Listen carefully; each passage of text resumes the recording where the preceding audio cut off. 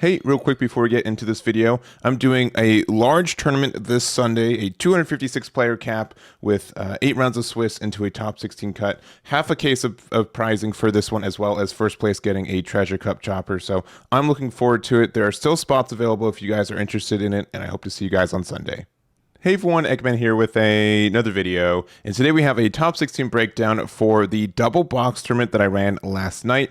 It was 120 people with this top cut that we see here today, and a couple things before we get started. First, thank you to both Brian and Human for being my commentator and judge for this. I would not be able to run this without them, so I do appreciate that. Also, thank you to all you guys for showing up for these as well. These have been really, really fun, and if you guys want to see the live stream, it's currently on Twitch and YouTube for subscribers and members respectively. And it should be re-uploaded this Friday as well, edited down for just the matches on this upcoming Friday too. So make sure to check that out if you can. And if you want any of the deck lists, they're here on my website, Eggman Events, with a bunch of other events and official regionals and everything else. So jumping on into this one though, again, we did have 120 players with 7 rounds of Swiss into this one, where we had a lot of Sakazuki. I don't know why, but Sakazuki did very, very well for this event. It could be a point where I think a lot of people were playing the new ST13 Luffy. Obviously, it's the new one on the block. And this does suffer problems with Sakazuki specifically because you are able to get around the blocker Sabo, and also you have a lot of potential to bottom deck cards too. We had most of the builds running at least 1 copy of stage, usually average 2 to 3 across them. So because of that, I think Luffy, it just means they're playing more of the Amas and more copy of like just bottom decking cards, and because of that, I think Sakazuki's a bit of a rough matchup for you there, but other than that, I think, I don't know, Sakazuki's just been really, really good in the later part of this format. I think people were starting to figure out how to play it in OPO6, and even looking at like official regionals. It won 2 regionals in North America this past weekend. It's just been doing very, very good. But we also did have 2 copies of Moria, 1 copy of Star Deck 10 Trafalgar Law, which ended up winning the event, 1 Yamato, 1 Newgate, 1 Sabo, and 1 of the Charlotte Katakuri. So Sabo's the only one that topped. It's personally been my favorite, and I think of them, it has the best matchup against Sakazuki. So it does not surprising me based on like our card pool and what the top cut looked like. It was doing well, but I do like the deck too, and I'm happy to see that one top too. So we're going to go over the top placing list for each one of these leaders. We're also going to look at a unique 5-2 with Dylan's version of Enel, just because it could have gone into top 16. It just didn't because of tiebreakers. So we'll go and check that out there. But we're going to start off with our first place list, which is Alvaro's version of Trafalgar Law. And this is what we've been looking at a little bit this meta. We got a couple of good cards added to the card pool. Notably, we have Raise Max, which is just another copy of Gordon, which is very good. It just means that with leader effect in one of these, you can get rid of any 6K or less, which is really nice. We also do have Zachariah, which has been getting a little bit better throughout the weeks, specifically because he's great against like Black Yellow Luffy. He's good against any leader that is able to bump up their power, which we're getting more and more of those regularly, I think, right now, since we also get like Odin next like half set with EBO1, and then also like the Reiju, which has been very good too. So I think all these have been great for the deck. And also, we do get, I think, a good amount of power next set with it too, being able to, and by next set again, I mean expansion booster. The fact that we get cards like the Kid and Killer is very strong for this deck. Being able to have, honestly, just another card with Rush that we can play off our leader skill is just the amount of pressure that I think this leader needs too. So, deck has been, I think, moderately okay in this format too. And then I think, again, with those additional adds that we get next format, it's going to be in a really good spot too. So very congrats to Alvaro, for their finish with Trafalgar Law on this one. Next up, we do have our Sakazuki second place. So this is Zachariah's version of this one here. And this was not using the stage build. Again, most of them that we did see were running this, but generally running the more standard non-stage build. The trade-off is you play a lot of Great Eruptions and Ice Age, which means you get a little bit more cycle because of this, and a little bit less bricks. But the kind of the trade-off is that you don't have as many like removal cards outright because you are just running the Lucci, Ama, Houndblaze. Like just the fact that like I think more and more decks are getting hit hard by Ama, so I do see like why you would want to run more of the just run more of it in general. So, but obviously Rob Lucci's still strong in its own right, and then we just have the standard package for the deck too. So I don't really have much more to say about Sakazuki except for I'm very, very happy for it getting hit in 2 months' time. At the beginning of this format, I thought, it's fine, it's strong, it takes skill, and I still do think it takes skill, but I've just been playing so many decks that, especially like a lot of the new ones that are coming out, Sakazuki just kind of invalidates them, and it just feels kind of bad from that side. So it'll be interesting to see what the meta's like when he's gone. I wish it was an EBO1, but I can wait until June, I suppose. But still, I think it does take a lot of skill to pilot. There's a lot of decisions that go, and generally you have to kind of make some trades because even though you get a lot of cycle, it means that you do have to decide what cards you need because you do have to kind of make those decisions, and it's not always so super straightforward. So that's kind of the build here. Congratulations to Zachariah for their second place finish with this one.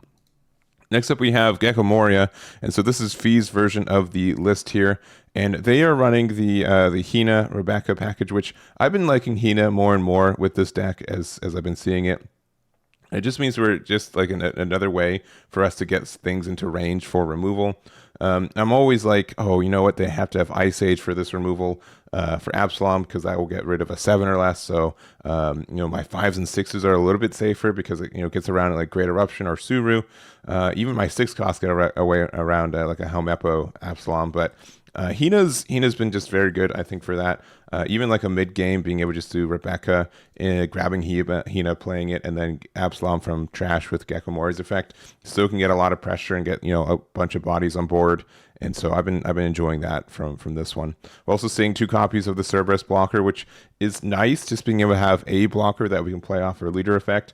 Obviously, it's not like a really big one, but we can use like Sabo to protect it a little bit. So, being able to say, okay, Cerberus from leader effect for 3, and then Sabo for 5.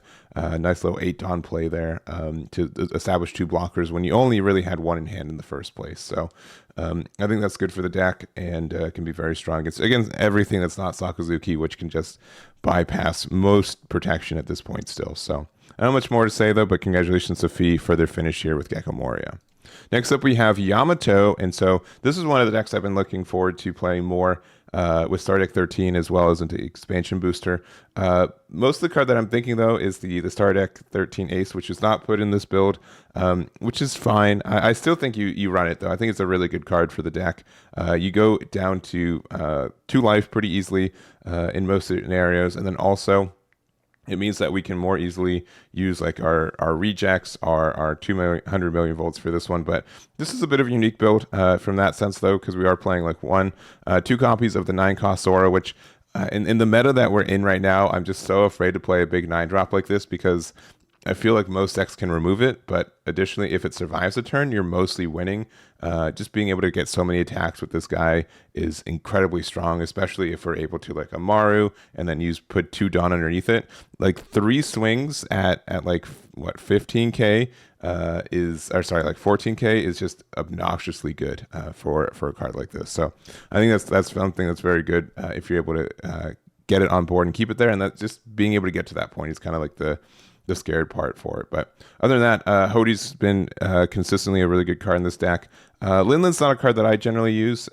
It's kind of like weird because if you put your opponent down to 0, they take the life, and then if you put them down to 2, they usually take it too. But I do think, again, Linland on curve is one of the best cards in this game. And then it's just like worse every turn afterwards, but it's still not too bad. Other than that, nothing too crazy. We have the Mihawk, which we can use to play either Kikunojo, Charlotte Cracker, and Echo Mamushi, so that's great. And even 2 copies of Beige, which is a little bit unusual for Yamato. So not much more to say, but congratulations to Luke for their finish there. Next up, we have Newgate, and Newgate's been doing, I think, a little bit better in these last couple of weeks, at least compared to like the start of the meta. I think he's just like a consistently good like off meta aggro deck at this point. We're not in like the Newgate era that was the point of the card game like this time last year, meaning more and more people are kind of forgetting or not as used to playing against it. So it kind of has this neat little sweet spot where it's strong and people need to remember how to play against it. Just because he is very specific, being a 6k leader that also has 6 life. So you do have to kind of adjust to that if you're not used to it. And a lot of players aren't playing as many 6Ks because of it. So there are some decks that if they're more used to playing like 5 costs or what have yous, you can be in a bad spot if Newgate finds their good curve. So no real new cards from this deck. It's just kind of the same build we've been seeing, but it's just kind of a bit of a better meta call because Sakazuki has a hard time keeping up with it at times. Being able to, and there's still a lot of decks that just kind of depend on their blockers being enough. So this Luffy here is still very good at kind of breaking those blockers and just putting a lot of pressure on these leaders too. So I don't have much more to say, but congratulations to Ronnie for their finish with Newgate here. And then next up, we've got Sabo. So honestly, of the 3 brothers, this is the one that I've been liking the most. He's really unique with how he works, and being able to kind of cycle in cards into our life and get that advantage, I think, is really strong for it. So I've been really enjoying it. One thing that I've noticed, though, is that you're really, really dependent on finding these 2-drop, which you have a hard time doing in general. But if you are being able to do something like, play ace, attack with it, put it into your life, and then use a 2-drop ace and bring it back out. And so you just get a lot of pressure from like 0 cards on board, and you need, 8 Dawn. You get a 7K attack, 2 7K attacks, and a 9K attack that your opponent couldn't really prevent happening, essentially. So unless they just decide to keep you at above 3 life. But yeah, I think the combo is very good. Obviously, Luffy can do the similar thing with his 5/6.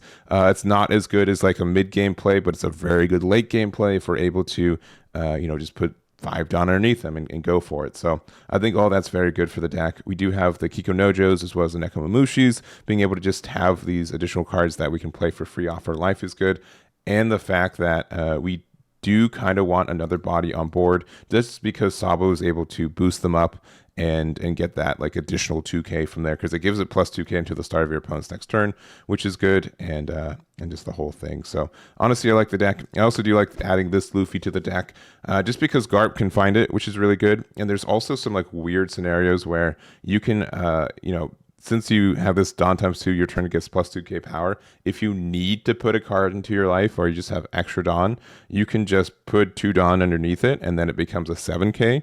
So for five Dawn, you play this card and put 2 Dawn underneath it, and then you can put it into your life. So not too bad for a heal target, and it's against a 2K that Garp can search, which is nice. So other than that, I think the deck is cool, and I'm looking forward to seeing if it can get a little bit better with some expansion booster cards as well. So this is the build here from Carmen, and congratulations to their finish there.